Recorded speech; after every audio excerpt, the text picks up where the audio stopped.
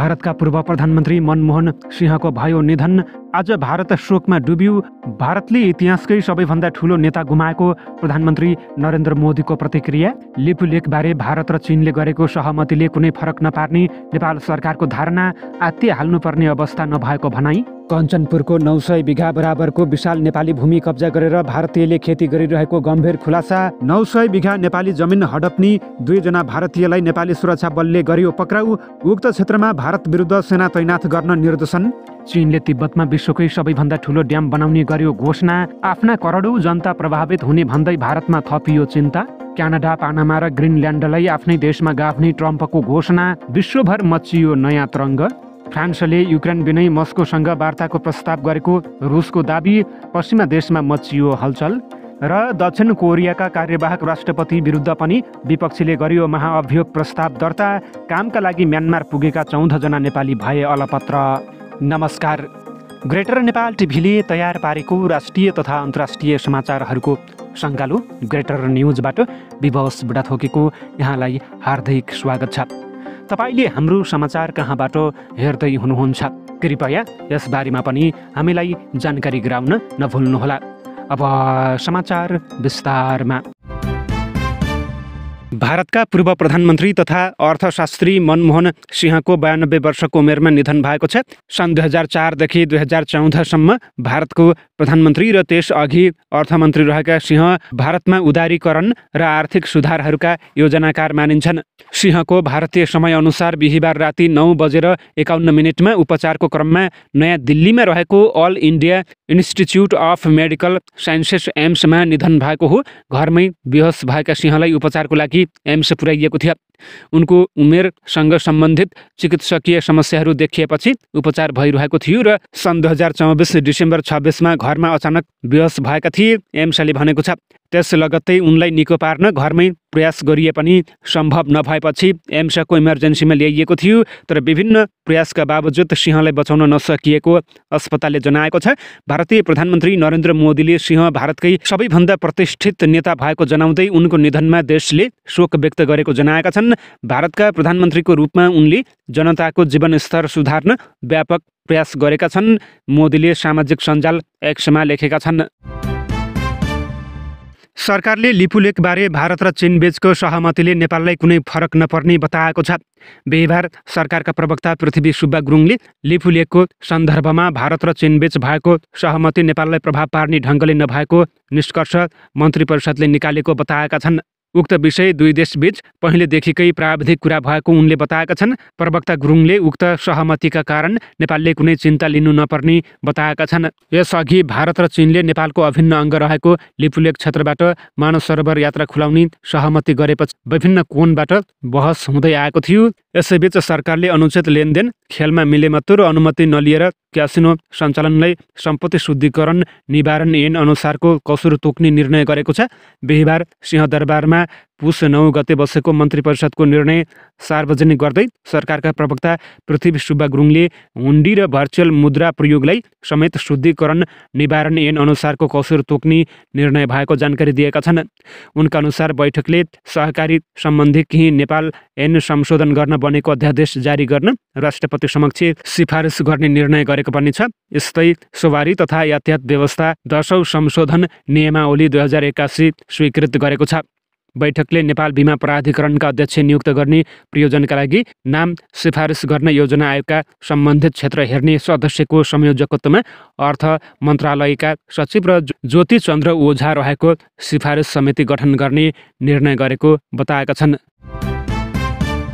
कञ्चनपुरको 900 बिघा जग्गा भारतीयले अतिक्रमण गरेर लामो समयदेखि खेती गरिरहेको पाइएको छ। कञ्चनपुरको शुक्लाफाँटा राष्ट्रिय निकुञ्जको करिब 900 बिघा जमिन भारतीयले अतिक्रमण गरेर लामो समयदेखि भोग चलन गरिरहेको पाइएको छ। बेलडाँडी गाउँपालिका 5 को नजिकै पर्ने शुक्लाफाँटा राष्ट्रिय निकुञ्जको क्षेत्र अधिकारभित्र पर्ने करिब 900 बिघा जग्गा भारतीयले अतिक्रमण गरी भोग चलन गर्दै आएको पाइएको हो। 3 पुसमा कञ्चनपुरका प्रमुख जिल्ला अधिकारी नारायण प्रसाद सापकोटा, जिल्लामा रहेका नेपाली सेना र सशस्त्र प्रहरी बल, नेपाल प्रहरीका प्रमुख र शुक्लाफाँटा राष्ट्रिय निकुञ्जका प्रमुख संरक्षण अधिकृत मनोज शाह सहितले उक्त क्षेत्रमा स्थलगत निरीक्षण गरेका थिए। उक्त क्रममा निकुञ्जको स्वामित्वमा रहेको अन्दाजी 900 बिघा जग्गा वर्षौंदेखि भारतीय पक्षले भोग चलन गर्दै आएको पाइएको शुक्लाफाँटा राष्ट्रिय निकुञ्जका प्रमुख संरक्षण अधिकृत मनोज शाहले बताएका छन्। उनका अनुसार साबिकको 17 र 18 नम्बर पिलर अर्थात् हालको 778 र 788 नम्बर सीमा स्तम्भको बीचमा पर्ने निकुञ्ज क्षेत्रको जग्गा अतिक्रमण गरेर भारतीय पक्षले भोग चलन गर्दै आएका छन्। पिलर नम्बर 27 र 28 को बीच भागमा नेपालको जग्गा अतिक्रमण भएको छ। यो क्षेत्रमा सहायक पिलरहरू नभएको कारणले पनि अतिक्रमणमा परेको देखिन्छ। शाहले भने, भारतीय पक्षले खेतीपाती गरिरहेको देखिएकाले हामीले खाली गराउन माथिल्लो निकायलाई पत्राचार गरेका छौँ। उक्त क्षेत्रमा निकुञ्जको जग्गा अतिक्रमण गरेर खेतीपाती गरिरहेका 2 भारतीय नागरिकलाई पक्राउ गरेर मुद्दा समेत चलाइएको छ। उनीहरूमाथि जग्गा अतिक्रमण गरेको अभियोगमा मुद्दा चलाइएको राष्ट्रिय निकुञ्जले जनाएको छ। हाल दुवैजना अनुसन्धानका क्रममा शुक्लाफाँटा राष्ट्रिय निकुञ्जको नियन्त्रणमा रहेका छन्। जिल्ला प्रशासन कार्यालय कञ्चनपुरले भारतीय पक्षले अतिक्रमण गरेर भोग चलन गरिरहेको निकुञ्ज क्षेत्रको जग्गा संरक्षणका लागि नेपाल सरकारलाई आग्रह गरेको छ। 2 देशबीच भएको सहमति अनुसार समयमै सीमा स्तम्भ निर्माण नहुँदा अतिक्रमणको समस्या भोग्नु परेको छ। सोही निष्कर्ष निकाल्दै जिल्ला प्रशासन कार्यालयले गृह मन्त्रालयले अतिक्रमित क्षेत्रमा 2 देशबीच भएको सहमति अनुसार शीघ्र सीमा स्तम्भ निर्माण गरेर समस्या समाधान गरिदिन अनुरोध गरेको छ।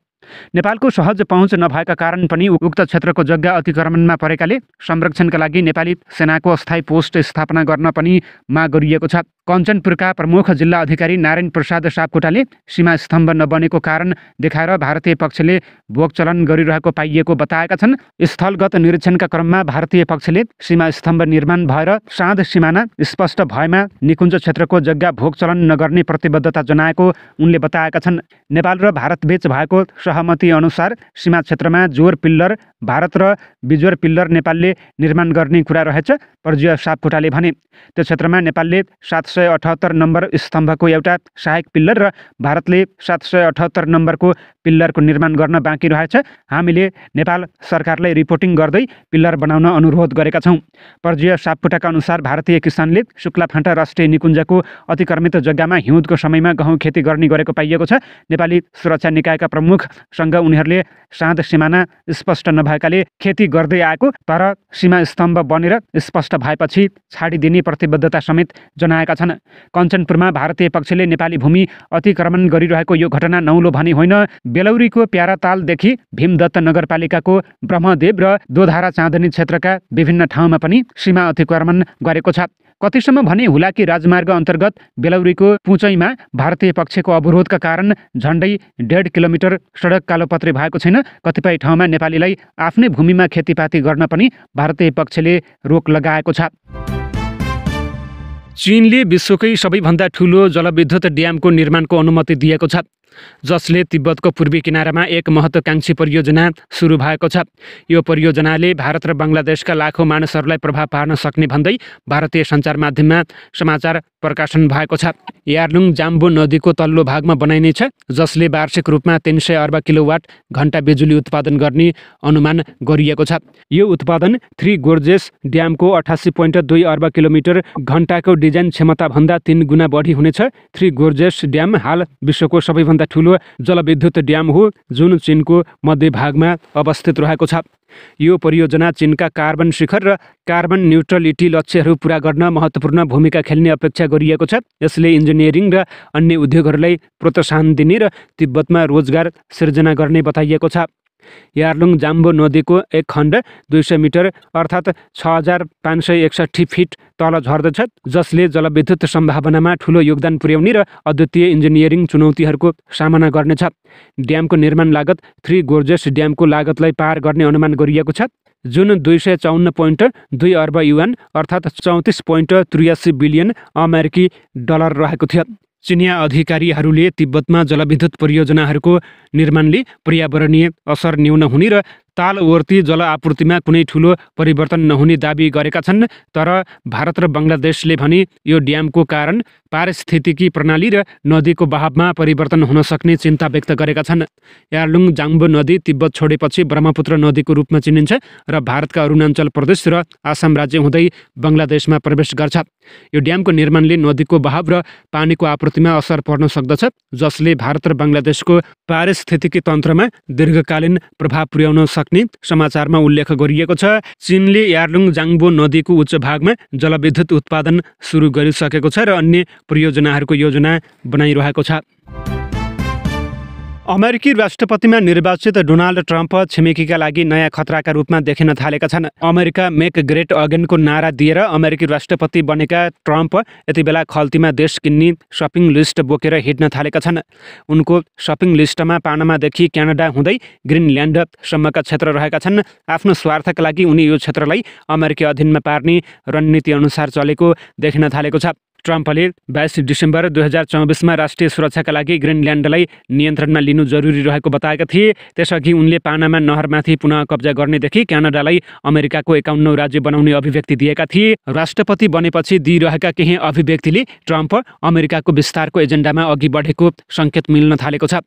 पानामादेखि अमेरिका हुँदै क्यानाडा र ग्रिनल्यान्डसम्म एउटै देशको नक्सा ट्रम्पको मस्तिष्कमा आभास हुन थालेको छ। के साँच्चै पानामादेखि ग्रिनल्यान्डसम्म ट्रम्पले नियन्त्रण गर्लान् र यसबाट अमेरिकालाई के प्राप्त हुन्छ भन्ने बारेमा हामी चर्चा गर्दैछौँ।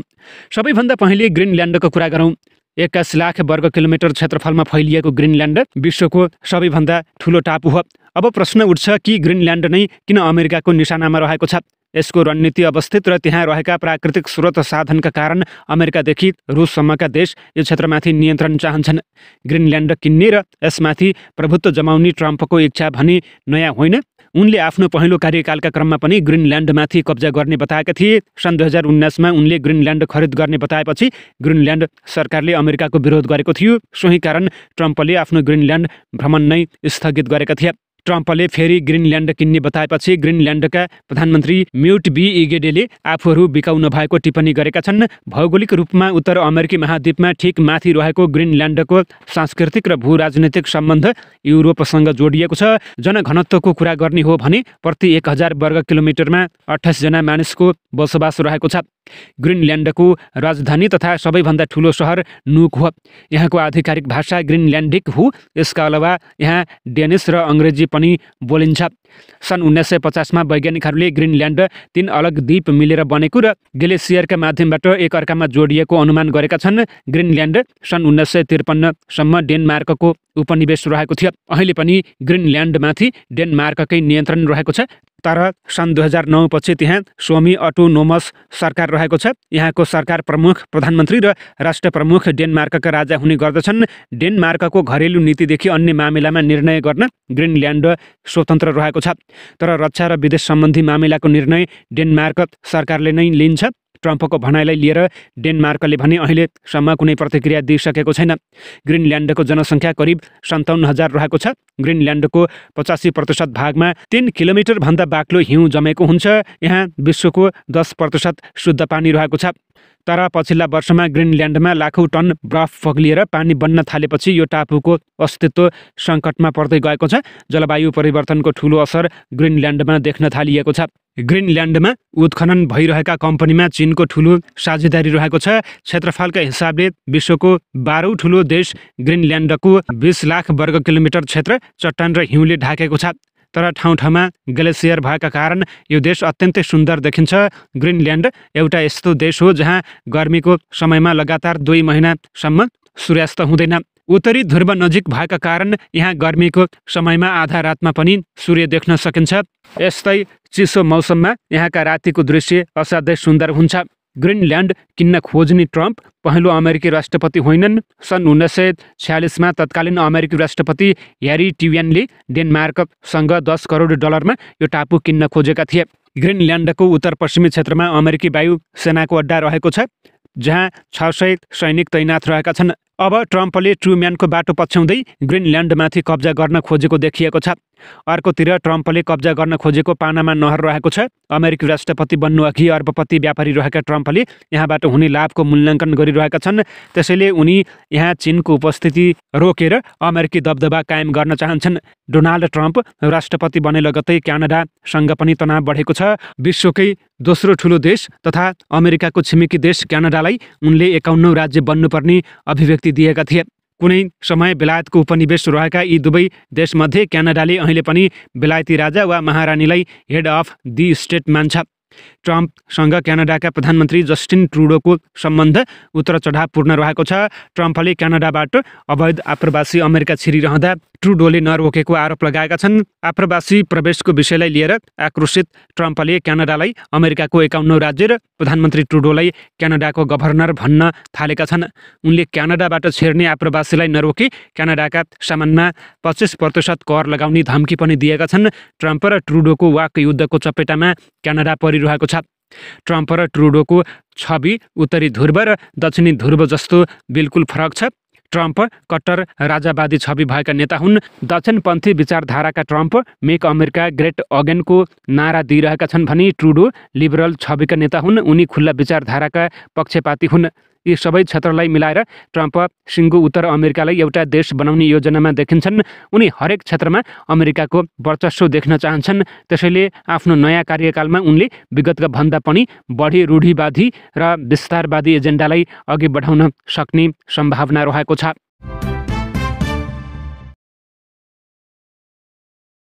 नेपाली काङ्ग्रेसका महामन्त्री गगन थापा भारत भ्रमणमा गएका छन्। उनी हिजो बिहिबार बिहान नेपालगञ्जबाट स्थलमार्ग हुँदै भारत पुगेको बताइएको छ। भारत बसाइको क्रममा उनले केही महत्त्वपूर्ण भेटवार्ता गर्ने बुझिएको छ। उनले युपीका मुख्यमन्त्री योगी आदित्यनाथसँग भेट गर्ने निश्चित भएको उच्च स्रोतको दाबी रहेको छ। परराष्ट्र मन्त्री डाक्टर आरजु राणा देउबा हालै भारत भ्रमण सकेर स्वदेश फर्किएको अवस्थामा सत्तारूढ दल काङ्ग्रेसका महामन्त्री थापाले भारत भ्रमण गर्नुलाई अर्थपूर्ण रूपमा हेरिएको छ। थापाको भ्रमण गोप्य। रुसका विदेश मन्त्री सर्गेई लाभ्रोभले फ्रान्सले युक्रेन युद्धको विषयमा मस्कोसँग वार्ता गर्ने प्रयास गरेको दाबी गरेका छन्। विदेश मन्त्री लाभ्रोभका अनुसार कियेभको सहभागिता बिना नै छलफल गर्न खोजिएको थियो भन्ने दाबी गलत भएको भनी खण्डन गरिएको छ। अमेरिका नेतृत्वको पश्चिमी गठबन्धनमा सहभागी मुलुकहरूले युक्रेनको समर्थनमा संयुक्त मोर्चाको आह्वान गरेका छन् र युक्रेनको सहमति बिना कुनै पनि निर्णय लिन नसकिने बताउँदै आएका छन्। धेरै पटक हाम्रा फ्रान्सेली सहकर्मीहरूले गोप्य च्यानलहरू मार्फत युक्रेन सन्दर्भमा उसको सहभागिता बिना वार्ता गरौँ भनी अपिल गरेका छन्। लाभ्रोभले एक पत्रकार सम्मेलनमा भनेका छन्। उनले रुसी अधिकारीहरू धारणा सुन्न तयार रहेको बताएका छन्। लाभ्रोभले यी अपिलहरू कहिले भएको वा कथित सम्पर्कको बारेमा थप विवरणहरू दिएका छैनन्। फ्रान्सेली कूटनीतिक स्रोतले एएफपीसँग बताएको छ। स्रोतले भन्यो, रुसी अधिकारीहरू आक्रामक युद्धलाई निस्तेज पार्न फाइदा उठाउने उद्देश्यले असम्मित टिप्पणी गर्न अभ्यस्त रहेका छन्, जसको पूर्ण जिम्मेवारी उनीहरूले वहन गर्नुपर्छ। फ्रान्सले युद्धको सुरुवातदेखि नै वार्ता प्रक्रियामा प्रवेश गर्न चाहेको समय र परिस्थिति निर्धारण गर्ने जिम्मा युक्रेनको भएको बताउँदै आएको छ। स्रोतले जनाएको छ, करिब 3 वर्ष लामो युद्धपछि अमेरिकी राष्ट्रपति निर्वाचित रिपब्लिकन नेता डोनाल्ड ट्रम्पले अर्को महिना कार्यभार सम्हाल्ने तयारी गरिरहँदा शान्ति वार्ताको सम्भावनाबारे छलफल भइरहेको छ। ट्रम्पले पटक पटक भनेका छन्, कसरी युद्ध अन्त्य गर्ने वस्तुगत व्याख्या नगरी आफूले युक्रेन युद्ध अन्त्य गर्ने लक्ष्य राखेको बताएका छन्। फ्रान्सले युक्रेनमा सम्भावित युद्धविरामको निगरानीका लागि पश्चिमी सेना पठाउने धारणा अघि सारेको छ। दक्षिण कोरियाको विपक्षीले बिहिबार कार्यवाहक राष्ट्रपति हान डक सु विरुद्ध पनि महाअभियोग प्रस्ताव दायर गरेको छ। कार्यवाहक राष्ट्रपति हानले आफ्नो पूर्ववर्तीलाई पदबाट हटाउने प्रक्रिया पुरा गर्न संवैधानिक अदालतका न्यायाधीशहरू नियुक्त गर्न अस्वीकार गरेपछि विपक्षीले महाअभियोग प्रस्ताव दर्ता गरेको हो। हाल निलम्बित राष्ट्रपति युन सुक योलले डिसेम्बर 3 मा सैनिक कानुन घोषणा गरेपछि दक्षिण कोरिया राजनैतिक सङ्कटमा परेको छ। यो कार्यलाई लिएर डिसेम्बर 14 मा संसदले युनको अधिकार खोसेको थियो। तर महाअभियोग प्रक्रिया पुरा गर्न सांसदहरूको निर्णयलाई समर्थन गर्ने संवैधानिक अदालतको फैसला आवश्यक रहेको छ। कार्यवाहक राष्ट्रपति हानले संवैधानिक अदालतको 9 सदस्यीय बेन्च भर्नको लागि 3 जना मनोनित प्रधान न्यायाधीशको नियुक्तिलाई अनुमोदन गर्न अस्वीकार गरेर अनिवार्य रूपमा यिनलाई हटाउने प्रक्रियालाई रोकेका छन्। त्यसैले विपक्षी डेमोक्रेटिक पार्टीले अब हानलाई पनि महाअभियोग लगाउन खोजेको हो। हामीले प्रस्ताव पेश गरेका छौँ र त्यसलाई आज पूर्ण अधिवेशनमा रिपोर्ट गर्नेछौँ। सांसद पार्क सुङ जुनले हान विरुद्धको कारबाहीबारे राष्ट्रिय सभामा पत्रकारहरूलाई भने। हामी यसलाई भोलि मतदानमा राख्नेछौँ। हानले 3 न्यायाधीशको औपचारिक नियुक्ति गर्न अस्वीकार गर्नुले उनमा संविधान कायम राख्ने इच्छा वा योग्यता छैन भन्ने प्रमाणित गर्छ, डेमोक्रेटिक पार्टीका फ्लोर लिडर पार्क चान डायले बताएका छन्। यदि विपक्षीले शुक्रबारको मतदानमा हान विरुद्धको महाअभियोग प्रस्ताव पारित गर्यो भने यो लोकतान्त्रिक दक्षिण कोरियाले कुनै कार्यवाहक राष्ट्रपतिमाथि महाअभियोग लगाएको पहिलो पटक हुनेछ। त्यस्तो अवस्थामा हानको स्थानमा अर्थमन्त्री चोई साङ मोकले कार्यवाहक राष्ट्रपतिको कार्यभार सम्हाल्नेछन्। कामका लागि म्यानमार पुगेका 14 नेपाली अलपत्र परेका छन्। आन्तरिक द्वन्द्वमा परेको म्यानमारको सीमा क्षेत्रमा ती नेपाली अलपत्र परेका हुन्। स्थानीय जातीय समूहको कब्जामा रहेको म्याओडी भन्ने ठाउँमा नेपालीहरू फसेको र उद्धारका लागि अनुरोध गरिएको म्यानमारमा रहेको नेपाली दूतावासले जनाएको छ। केही समय अघि त्यो क्षेत्रमा स्थानीय विद्रोहीसँग म्यानमारको सेनाले आत्मसमर्पण गरेको थियो। अहिले त्यहाँ नेपाली सहित अरू 26 देशका नागरिक अलपत्र परेकाले उद्धारका लागि अरू देशसँग पनि समन्वय भइरहेको पनि नेपाली दूतावासले जनाएको छ। तर जातीय विद्रोही समूहलाई औपचारिक रूपमा पत्राचार गर्न सक्ने स्थिति नभएकाले गैर सरकारी संस्थाहरूको समेत सहयोग लिएर उद्धारको पहल गरिएको पनि नेपाली दूतावासले जानकारी दिएको छ। म्यानमारबाट केही दिन अघि 5 जना नेपालीको भने उद्धार भएर स्वदेश ल्याइएको छ। म्यानमारमा द्वन्द्व बढ्दै जाँदा पछिल्लो 2 वर्षमा त्यहाँ अलपत्र परेका कम्तीमा 90 जनालाई उद्धार गरेर नेपाल फर्काइएको बताइएको छ। तर अझै पनि नेपालीहरू म्यानमार जान छाडेका छैनन्। अधिकांश नेपाली भिजिट भिजामा थाइल्यान्ड पुगेर स्थलमार्गबाट म्यानमार जाने गरेका छन्। म्यानमार जाने नेपालीमध्ये अधिकांशलाई क्रिप्टो करेन्सी कारोबार, साइबर ठगी लगायतका काम लगाउने र उनीहरूले काम गर्न नसक्ने भएपछि कुटपिट समेत हुने गरेको गुनासो बढ्ने गरेको छ। नेपाल सरकारले म्यानमार, कम्बोडिया र लाओस लगायतका देशमा सकेसम्म नजान र गएकाहरूलाई सावधानी अपनाउन ट्राभल एडभाइजरी नै जारी गरेको छ। नेकपा एमाले पार्टीका पूर्व उपाध्यक्ष समेत रहेका नेता भीम रावललाई पार्टी सदस्यता नै नरहने गरी निष्कासन गरेपछि एमाले र रावलबारे एमाले भित्र र बाहिर पक्ष विपक्षमा बहस भइरहेका छन्। कतिपयले रावलमाथि एमाले अध्यक्ष केपी शर्मा ओलीले प्रतिशोध साधेर निष्कासन गरेको आरोप लगाइरहेका छन् भने कतिले त्यस्तो भनाइको प्रतिवाद गरिरहेका छन्। नेकपा एमालेका केन्द्रीय सदस्य पदम गिरी रावलमाथिको कारबाहीबारे एमाले भित्र भन्दा एमाले बाहिरका कार्यकर्ताबाट बढी चिन्ता प्रकट भइरहेको बताएका छन्। हवस् त, यिनै खबरसँगै ग्रेटर नेपाल टिभीले तयार पारेको राष्ट्रिय तथा अन्तर्राष्ट्रिय समाचारहरूको सङ्गालो ग्रेटर न्युजको समय सकिएको छ। प्रत्येक पलका ताजा अपडेटको लागि हामी तपाईँको माझमा छौँ। यतिन्जेलसम्म हेरेर साथ दिने तपाईँ सम्पूर्ण दर्शकलाई धेरै धेरै धन्यवाद भन्दै ग्रेटर न्युजबाट विवश बुढाथोकीलाई पनि आज्ञा दिनुहोस्। नमस्कार।